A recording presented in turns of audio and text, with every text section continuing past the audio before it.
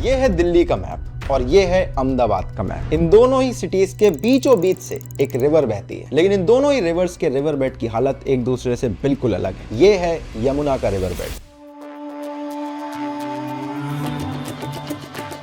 जी में कोई गंदा पानी नहीं है। The composition of the liquid has changed. It doesn't have any properties of water left.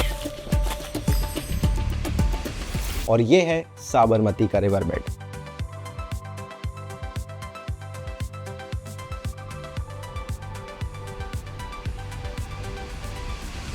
तो 2014 में पीएम मोदी शी जिनपिंग को यहां पर लेकर गए थे, लेकिन यमुना के रिवर बेड में कोई वर्ल्ड लीडर तो छोड़ो, देश के अंदर का टूरिस्ट तक जाना पसंद नहीं करता है। पिछले 20 सालों में साबरमती रिवर फ्रंट अहमदाबाद का सबसे एम्बिशियस अर्बन प्लानिंग प्रोजेक्ट रहा है, लेकिन इस रिवर फ्रंट प्रोजेक्ट के बारे में जितनी बात मीडिया में होनी चाहिए थी उतनी होती नहीं है। और ये होना इसलिए जरूरी है क्योंकि ये रिवर फ्रंट पूरे देश के लिए एक एग्जाम्पल सेट कर सकता है। और इसीलिए आज मैं साबरमती रिवर फ्रंट पे आया हूँ, सिर्फ ये देखने के लिए कि कैसे इन्होंने इस जगह को भारत में एक one of the biggest tourist attraction बना के रख दिया है। तो आओ एक बार डिटेल में इस पूरे प्रोजेक्ट को देखते हैं।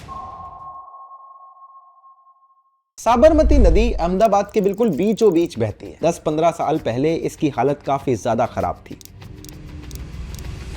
जिस जगह पे मैं अभी खड़ा हूं, यहां पर कूड़े कचरे के ढेर हुआ करते थे।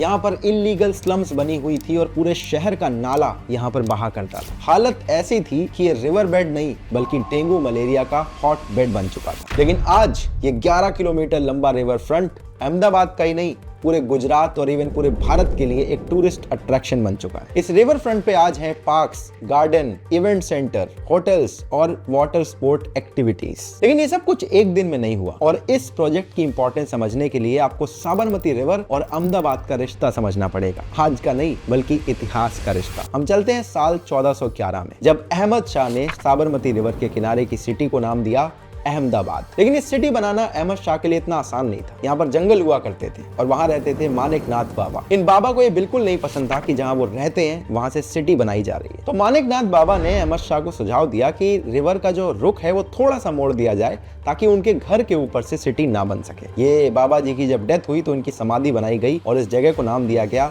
मानिक चौक। आज जितने भी अहमदाबादी लोग ये वीडियो देख रहे हैं, सबको इस फेमस चौक के बारे में बहुत अच्छे से पता है। और यही साबरमती रिवर है जिसके किनारे गांधी जी ने अपना आश्रम बनाया था। वैसे आप ह्यूमन सिविलाइजेशन को देखेंगे, हर एक बड़ी सिविलाइजेशन किसी बड़ी नदी के किनारे ही बनती है। जो पूरे गैंगेटिक प्लेन्स हैं वो गंगा जी की वजह से निकल के आए। इंडस वैली सिविलाइजेशन भी इंडस रिवर की वजह से ही बनी थी। इजिप्शियन सिविलाइजेशन नील रिवर की वजह से निकली थी। और इसी तरह से अहमदाबाद की पूरी सिटी के डेवलपमेंट के पीछे साबरमती रिवर शुरू से ही बहुत इंपॉर्टेंट रोल प्ले करती आई है। और धीरे धीरे इसी नदी के किनारे से अहमदाबाद सिटी बड़ी होती चली गई। जैसे जैसे सिटी बड़ी हो रही थी उसका नदी के साथ रिश्ता बदलता जा रहा था। अब साबरमती रिवर में शहर के गंदे नाले बहाए जाने लगे। इसके किनारे स्लम्स डेवलप होनी शुरू हो गई। जिन किनारों पर कभी खेती हुआ करती थी वहां पर कूड़े के ढेर जमा होने लगे और स्लम्स और इलीगल सेटलमेंट का एक अंबार लगने लगा जो मॉनसून में काफी वल्नरेबल बन जाती थी। जैसे जैसे सिटी बड़ी होती जा रही थी, नदी सिमटती जा रही थी। साबरमती की हालत देख रहे थे अहमदाबाद में रहने वाले एक फ्रेंच आर्किटेक्ट बर्नार्ड कोन। ये गवर्नमेंट को जाकर एक प्रपोजल सबमिट करते हैं 1990s में कि इस रिवर के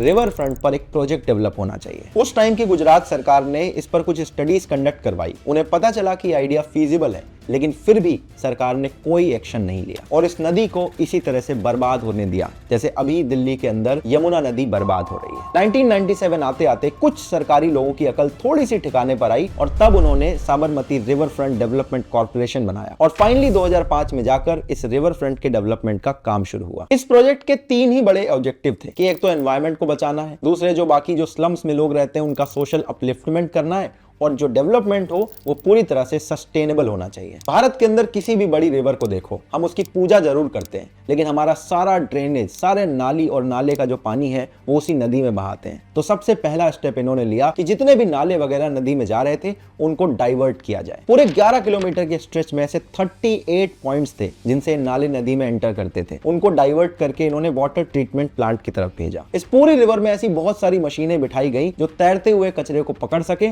और रिवर रिवर को कंटिन्यूअसली साफ किया जा सके। अब शहर से नदी के अंदर जाते हुए नाले को रोका जा चुका था, लेकिन जब नदी में बाढ़ आती थी तो सारा पानी शहर में फैल के तबाही मचा देता था। और इसके लिए इन्होंने 10 मीटर से भी लंबी डायाफ्राम वॉल्स बनाई पूरे नदी के किनारे किनारे, ताकि कभी भी बाढ़ की सिचुएशन में यहाँ का पानी शहर में एंटर ना कर सके। अब साबरमती रिवर की एक और खास बात है, ये गंगा यमुना की तरह हिमालय से नहीं निकलती, ये अरावली रेंज के पहाड़ों से निकलती है। इसीलिए अगर बारिश ना हो तो नदी में पानी कम होने लगता है, और नदी में पानी कम हुआ तो ना ग्राउंड वाटर रिचार्ज हो पाता है और ना ही यहाँ पर कोई वाटर एक्टिविटीज हो पाती है। तो ये एक अगली बड़ी प्रॉब्लम थी जिसको इस प्रोजेक्ट ने सॉल्व करने की कोशिश करी। अब यहाँ पर इन्होंने डैम और बराज का एक कॉम्बिनेशन यूज करा। अहमदाबाद के थोड़ा सा ऊपर है नर्मदा डैम और इसके थोड़ा नीचे है वसना बराज। तो नर्मदा डैम से पानी छोड़ते हैं जो साबरमती रिवर में आता है, और नीचे बराज से इस पानी में रोक लगा देते हैं ताकि ये पानी यहीं पर बना रहे। और इसी रिवर फ्रंट में इन्होंने बनाया एक फ्लावर पार्क। ये इसलिए जरूरी था क्योंकि ऐसी बहुत सारी माइग्रेटरी बर्ड्स थी जो यहाँ पर आना ऑलमोस्ट खत्म कर चुकी थी। जब ये फ्लावर पार्क डेवलप हुआ, कचरा यहाँ से हटा, तो वापस से सारी माइग्रेटरी बर्ड्स भी अब यहाँ पर आना शुरू कर चुकी हैं। जिस जमीन को रिक्लेम करके सरकार ने फ्लावर पार्क बनाया है, यहाँ पर एक टाइम पर इलीगल स्लम्स हुआ करती थी। जब नदी में पानी बढ़ता था तो स्लम में सारा पानी घुस जाता था, यहाँ के लोगों की जान खतरे में आती थी, डेंगू मलेरिया जैसी प्रॉब्लम क्रिएट होती थी। सरकार ने सारी जमीन वापस रिक्लेम कर ली और यहाँ पर रहने वालों के लिए 10,000 घर बनाकर उन्हें वहां पर शिफ्ट कर दिया। तो स्लम में रहने वालों की लाइफ भी सिक्योर हो गई, जमीन सरकार के पास आ गई, यहाँ पे फ्लावर पार्क बन गया और अब माइग्रेटरी बर्ड्स भी यहाँ पर वापस आ चुकी है। So it is truly a win win situation for everybody involved in this entire project. ऐसा ही कुछ हमें दिल्ली के अंदर यमुना रिवर में भी करने की जरूरत है। अनफॉर्चुनेटली शायद वहां की सरकार या तो इसे देख नहीं पा रही है या फिर देखकर कुछ सीखना नहीं चाहती। इसी रिवर फ्रंट पे दो और चीजें होती थी, कुछ धोबी लोग आके कपड़े धोते थे और एक रविवारी मार्केट लगती थी हर संडे के दिन। अब ये सारी चीजें इनफॉर्मली ऑपरेट हो रही थी, लेकिन सरकार ने इसको फॉर्मलाइज कर दिया। यहाँ पे इन्होंने धोबी लोगों के लिए एक प्रॉपर लॉन्ड्री कैंपस बना दिया है और एक प्रॉपर मार्केट भी एस्टेब्लिश कर दिया है जहां पर लोकल लोग आके अपनी दुकानें लगा सकते हैं। तो इसका मतलब ये है कि जो पहले ऑपरेशन चल रहे थे वो पूरी तरह से डिस्टर्ब नहीं किए गए, बस उनको फॉर्मली एक ऑर्गेनाइज तरीके से रीएस्टैब्लिश कर दिया गया है। अब इस पूरे 11 किलोमीटर के स्ट्रेच को ध्यान से देखो, यहाँ 2 लेवल पर प्रोमेनेड्स बने हुए हैं। प्रोमेनेड्स का मतलब होता है कि समंदर के किनारे के जो वॉकवेज होते हैं। अब यहाँ पर 2 लेवल इसके इसलिए क्योंकि जो नीचे वाला लेवल है वो साइक्लिस्ट और पेडेस्ट्रियंस के लिए रिजर्व है। आप यहाँ पे जाके साइकिल रेंट कर सकते हो, चला सकते हो। और जो ऊपर वाला लेवल है यहाँ पर event area, garden, plaza, washroom, ये सारी चीजें बनी हुई है। कोई इवेंट वगैरह होता है तो उसे यहीं पर ही रखा जाता है ताकि इकोनॉमिक और लीजर एक्टिविटीज दोनों साथ में कोएग्जिस्ट कर सके। तो स्लम में रहने वाले लोगों को अपने मकान मिल गए, मार्केट और लॉन्ड्री कम्युनिटी भी डिस्टर्ब नहीं हुई,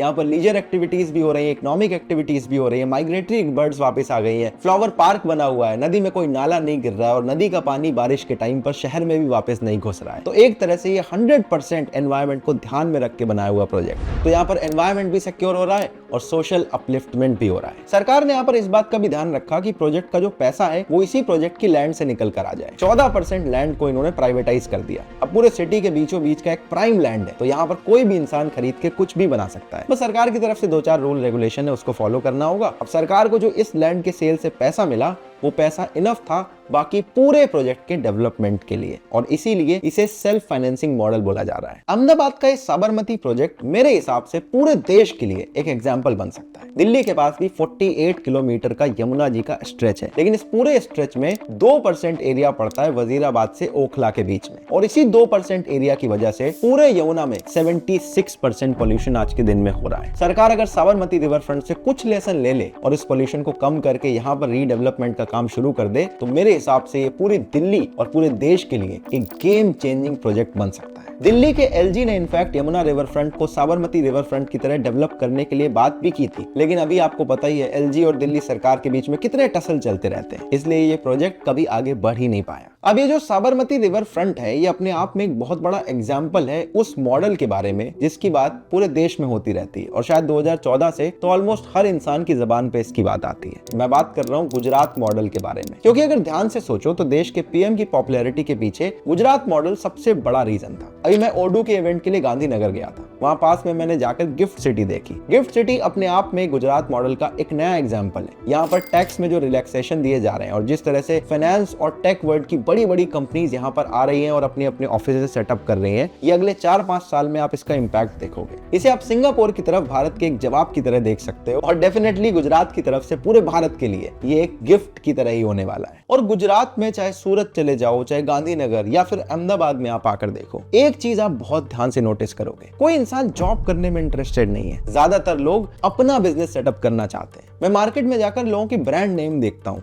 आपको बाकी किसी सिटी में ज्यादातर जो नाम है वो फॉरेन ब्रांड्स के दिखेंगे, लेकिन यहाँ पर गुजरात के अंदर हर रेस्टोरेंट, हर कपड़े की दुकान अपने आप में एक ब्रांड की तरह ऑपरेट करती है। यहाँ की छोटी छोटी कंपनीज ने अपने आप को एक बड़े ब्रांड की तरह एस्टेब्लिश किया है। यहाँ पर local restaurant, fast food chain, कपड़ों की कंपनीज, हर एक चीज के शोरूम में आप जाकर देखोगे, ऐसा लगेगा कि आप किसी ग्लोबल ब्रांड की बड़ी सी फ्रेंचाइजी वाले चेन में आ गए हो। और यही ease of doing business Ahmedabad को बहुत स्पेशल बनाता है। अगर हम इस रिवर फ्रंट वाले प्रोजेक्ट से हट के थोड़ा अहमदाबाद को लार्जली देखें तो डेलॉय और नैसकॉम की एक रिपोर्ट निकल के आई थी। इसमें बताया गया कि अहमदाबाद कैसे एक इमर्जिंग टेक्नोलॉजी का हब बन के निकल रहा है और कुछ लोगों के हिसाब से अहमदाबाद भारत की नेक्स्ट सिलिकॉन वैली बन सकता है। वैसे अभी बेंगलुरु इसमें काफी आगे दिखाई देता है, लेकिन जिस तरह से वहां के कुछ यूजलेस पॉलिटिशियंस लैंग्वेज वाले इशू को पॉलिटिसाइज कर रहे हैं, मुझे ऐसा लगता है कि over the period of time बहुत सारी कंपनीज यहाँ से शिफ्ट होना शुरू हो जाएंगी। कुछ पुणे जाएंगी, कुछ हैदराबाद जाएंगी और बहुत सारी कंपनीज अहमदाबाद भी आ सकती है, क्योंकि लैंग्वेज यहाँ की भी अलग है। लेकिन एक भी गुजराती इंसान ऐसा नहीं मिलता है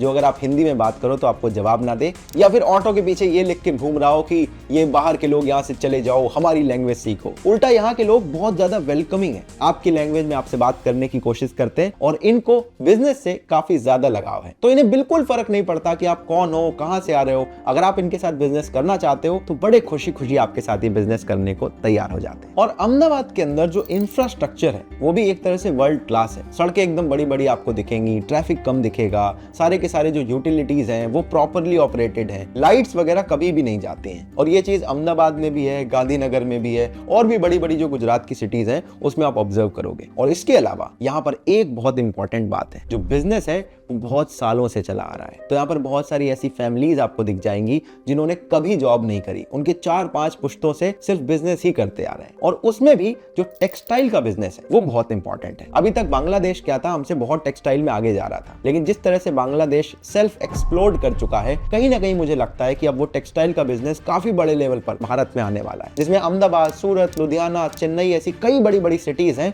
जो इस टेक्सटाइल के बिजनेस को पूरी तरह से अब्सॉर्ब कर लेंगी। और इस टेक्सटाइल के बिजनेस में अहमदाबाद का नाम बड़ा पुराना रहा है। 1861 में यहाँ पर पहली टेक्सटाइल मिल स्टार्ट हुई थी और देखते ही देखते 1934 तक अहमदाबाद में 74 टेक्सटाइल मिल्स ऑपरेट कर रही थी। यहाँ पर टेक्सटाइल का काम इतने बड़े लेवल पर हो रहा था कि इसे मैनचेस्टर ऑफ द ईस्ट कहा जाने लगा था। मैनचेस्टर वो यूनाइटेड किंगडम की सिटी है जहाँ पर पूरे वर्ल्ड लेवल में सबसे ज्यादा टेक्सटाइल का काम उस टाइम पे होता था। और इसी पॉपुलैरिटी की वजह से भारत का दूसरा स्टॉक एक्सचेंज अहमदाबाद में ही सेटअप किया गया था। 1990s में मानेक चौक पर यह बिल्डिंग बनाई गई थी, जो आज अहमदाबाद के एक हेरिटेज वॉक्स का एक हिस्सा बन चुकी है। ऐसे बहुत सारे बड़े बड़े ब्रांड हैं जो अहमदाबाद से निकल के आए, लेकिन शायद आपने कभी नोटिस नहीं किया होगा। वॉशिंग पाउडर निरमा, इसकी स्टोरी मैंने सेकंड चैनल पे एक बार आपको सुनाई थी, वो भी अहमदाबाद का ही ब्रांड है। जो गर्मियों में आप रसना पीते हो, ये भी अहमदाबाद का ब्रांड है। वाघ बकरी चाय का एड आपने बहुत देखा होगा, ये भी अहमदाबाद का ही ब्रांड है। और वाडीलाल की आइसक्रीम तो जाने कितने लोगों ने खाई होगी, ये भी अहमदाबाद का ही ब्रांड है। और इनकी सबसे फेमस है कसाटा आइसक्रीम, जो मेरी भी पर्सनल फेवरेट है। और कहीं पर भी लोकल लेवल पे बिजनेस तभी फ्लरिश कर सकता है जब सरकार उसमें सपोर्ट करे। वेस्ट बंगाल के अंदर टाटा अपनी फैक्ट्री लगाना चाहते थे, लेकिन नहीं लगाने दी गई। ममता बनर्जी जी ने इतना बड़ा प्रोटेस्ट करा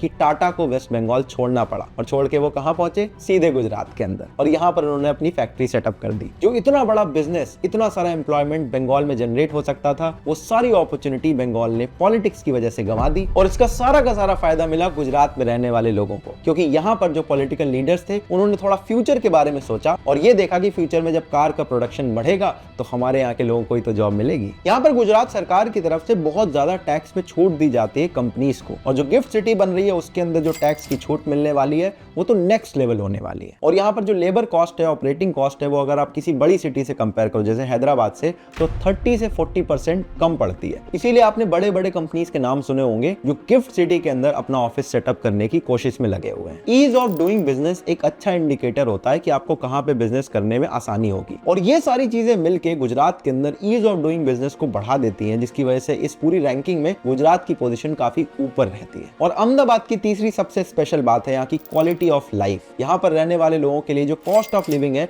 वो काफी कम रहती है, लेकिन उस कम कॉस्ट में जो पब्लिक इंफ्रास्ट्रक्चर है वो किसी भी बड़ी सिटी के कंपैरिजन में काफी अच्छे लेवल पे डेवलप्ड है। इसी चीज को आप गुड़गांव से कंपेयर करके देखो। डीएलएफ कैमेलियाज में 30-40 करोड़ के फ्लैट बिकते हैं और उसके बाहर की जो गोल्फ कोर्स रोड है, आधे घंटे की बारिश में वहां पर पानी भर जाता है। जितने बड़े बड़े सीईओज इस डीएलएफ कैमेलियाज में रहते हैं, उनकी बीएमडब्ल्यूज उसी पानी में खड़ी रहती हैं। तो इतना सारा पैसा खर्च करने के बाद उन्हें वो क्वालिटी ऑफ लाइफ नहीं मिल पा रही जो अहमदाबाद में इतने कम खर्चे में लोग इजीली अफोर्ड कर पा रहे हैं। और दिल्ली एनसीआर के अंदर अगर आप नवंबर से फरवरी के टाइम पर कभी भी एंटर कर जाओ तो आपको बहुत सारा स्मॉग देखने को मिलता है। आंख जलने लगती है, सांस लेने में दिक्कत होती है, और जो एस्थमा के मरीज हैं वो तो यहाँ पर बिल्कुल भी नहीं रह सकते। और ये सारे पोल्यूशन की जो दिक्कतें हैं वो अहमदाबाद के अंदर आपको देखने को नहीं मिलती हैं। और यहाँ पर क्राइम रेट भी काफी कम है। इनफैक्ट विमेन के लिए अहमदाबाद को one of the safest cities में कंसीडर किया जाता है। बाकी ये तो है ही लाजवाब।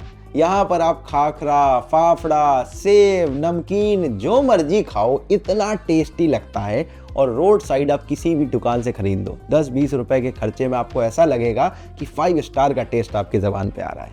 मेरे तो मुंह में देखो पानी आ रहा है, तो मैं तो अभी से खाने वाला हूँ। बाकी आपको ये वीडियो कैसा लगा मुझे कमेंट में जरूर बताना। मैं मिलता हूँ नेक्स्ट वीडियो में, तब तक के लिए अपना ध्यान रखिएगा। जय हिंद, वंदे मातरम।